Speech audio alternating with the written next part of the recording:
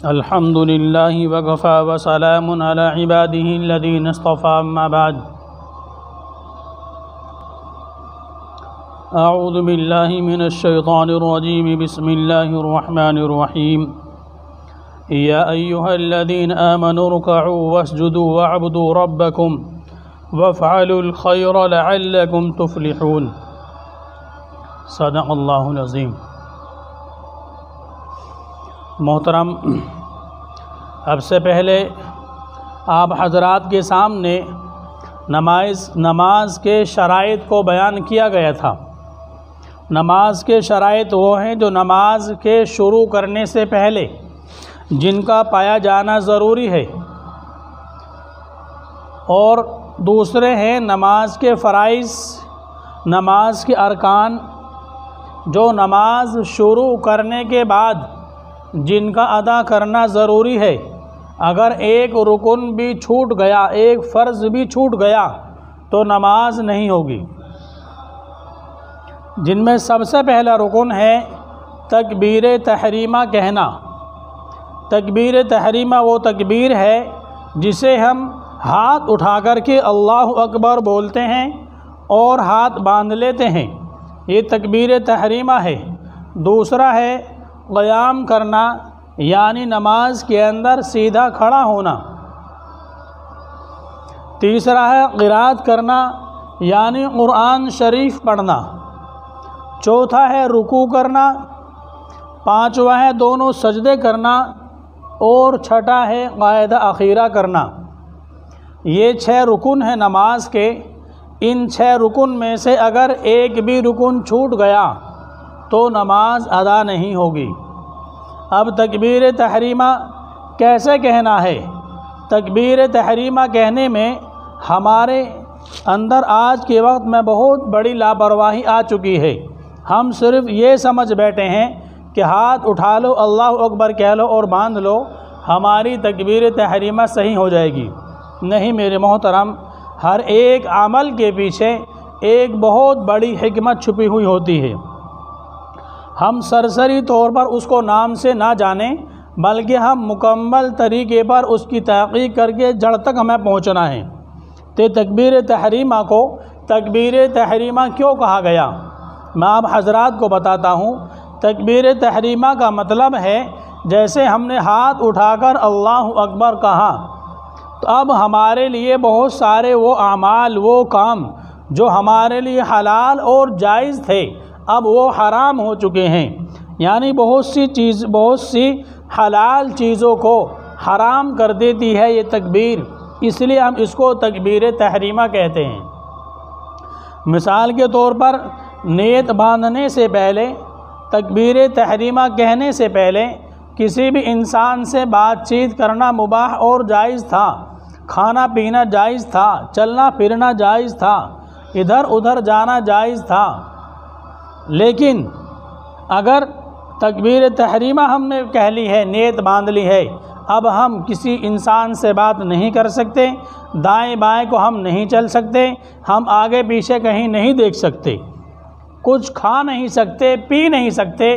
جو چیزیں ہمارے لیے حلال ہیں وہ حرام ہو جاتی ہیں تکبیر تحریمہ کہنے کے بعد، جب تک ہم اپنی نماز کو مکمل نہ کر لیں۔ اسی لیے اس کو ہم تکبیر تحریمہ کہتے ہیں۔ ہاتھ اٹھاتا ہے ہر انسان، ہاتھ اٹھانے کے پیچھے کیا مصلحت ہے؟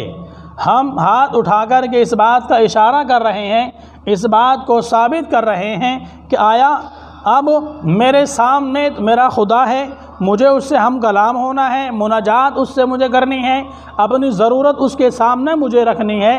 باقی دنیا وما فیہا، دنیا اور دنیا کی جتنی بھی چیزیں ہیں یہ ساری کی ساری میرے پیچھے چلی گئیں، میرے پشت کے پیچھے ہیں، میرے سامنے میرا خدا ہے۔ تو تکبیر تحریمہ کے اندر ہمیں ہاتھ کیسے اٹھانا ہے؟ اس طریقے سے اٹھا کے اللہ اکبر کہہ لینا غلط ہے، ایسے پکڑ کے کہہ لینا یہ بھی غلط ہے، ایسے اٹھا کر کہہ لینا یہ بھی غلط ہے۔ صحیح طریقہ یہ ہے ہم دونوں ہاتھوں کو اس طریقے سے سیدھا رکھیں اور ان کو ہم اٹھاتے ہوئے کانوں تک لے جائیں، ان کو ہم اٹھاتے ہوئے کانوں کی لو تک لے جائیں، اور جس وقت میں تکبیر تحریمہ صحیح ادا ہوگی تو ہمارے اس پورے حصے کے اندر حرکت آ جائے گی، سینے کے اندر پورے حصے میں حرکت پیدا ہوگی۔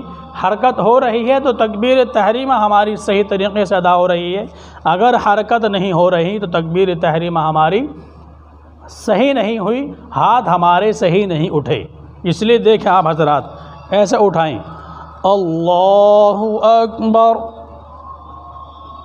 یہ تکبیر تحریمہ کہنے کا طریقہ ہے۔ قیام کرنا، سیدھا کھڑا ہونا، آدمی دونوں پیروں کے درمیان میں 4 انگل کا فاصلہ رکھے گا، 4 انگل کا فاصلہ رکھیں، سیدھا کھڑا ہو جائے، ہاتھ باندھ لے، نگاہ کو سجدے کی جگہ پر رکھ لے اور دل کے اندر یہ خیال رکھ لے کہ میرے سامنے میرا خدا ہے، میرا خدا مجھے دیکھ رہا ہے، میں اس کی عبادت کیسے کر رہا ہوں، جو میں کہہ رہا ہوں پڑھ رہا ہوں میرا اللہ اس کو سن رہا ہے، جو میں مانگ رہا ہوں میرا اللہ اس کو دینے کے لیے انتظار میں بیٹھا ہوا ہے۔ قیام ہے یہ۔ تیسرا ہے قرأت کرنا، قرآن شریف کی چھوٹی چھوٹی 3 آیتیں کم سے کم ایک رکعت کی ادائیگی کے لیے جو ہے قرآن کریم کی چھوٹی چھوٹی 3 آیتیں ہمیں پڑھنی ضروری ہیں۔ اگر بڑی آیت ہے تو 3 آیتوں کے برابر 1 آیت ہو رہی ہے تو بڑی 1 آیت سے بھی کام چل جاتا ہے، یہ کم سے کم مقدار ہے۔ اس کے بعد ہے رکوع کرنا۔ رکوع کے اندر ہم جائیں گے تو ہمارا سر اور سرین، سر اور پیٹھ دونوں اس طریقے سے ایک لیول میں ہوں، برابر ہوں، سر ایسے اٹھا ہوا نہیں، ایسا نہیں، سر ایسے جھکا ہوا بھی نہیں بلکہ برابر ہو۔ ہاتھوں کو گھٹنوں پر کھول کر رکھنا ہے اور اس کو مضبوطی سے پکڑنا ہے اور یہ سمجھ لیجئے کہ میرا سر میرے اللہ کی گود کے اندر رکھا ہوا ہے تصور کے طور پر، باقی گود انسان کی ہے، اللہ تعالیٰ کی ذات ایسے اعضاء سے بھی پاک ہے کہ میرا سر میرے اللہ کی گود میں رکھا ہوا ہے اور میں جو اس کی عظمت تعظیم بیان کر رہا ہوں وہ اس کو سن رہا ہے۔ کم سے کم 3 مرتبہ سبحان ربی العظیم، سبحان ربی العظیم، سبحان ربی العظیم ہمیں پڑھنا ہے۔ سمع اللہ لمن حمدہ کہتے ہوئے کھڑا ہونا ہے۔ اس کے بعد دونوں سجدے ہیں، دونوں سجدوں کے درمیان ہمارے ہاتھ سیدھے زمین پر رکھے ہوئے ہوں، کونیاں ہماری زمین سے اٹھی ہوئی ہوں، زمین پر نہیں بچھانی کلائیوں کو نہ کونیوں کو، صرف ہاتھ ہمیں زمین پر رکھنا ہے، پیشانی رکھنی ہے اور ناک رکھنی ہے، ہاتھ، پیشانی اور ناک، گھٹنے اور پیر، یہ پیروں کے پنجے سجدے کے اندر ہمارے زمین پر رہیں۔ بعض حضرات سجدے کے اندر پیروں کو اٹھا دیتے ہیں، یہ بھی غلط ہے۔ بعض حضرات صرف ماتھا ٹیکتے ہیں اور ناک نہیں ٹیکتے، یہ بھی غلط ہے۔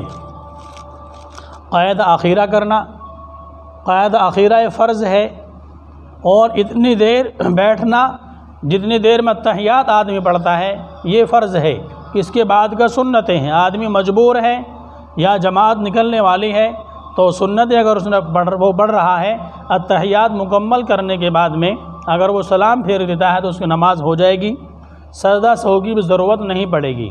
تو یہ ہے مختصر انداز پر۔ اللہ تبارک و تعالی میرے لیے پوری امت مسلمہ کے لیے نفع کا ذریعہ بنائے۔ وما علینا الا البلاغ۔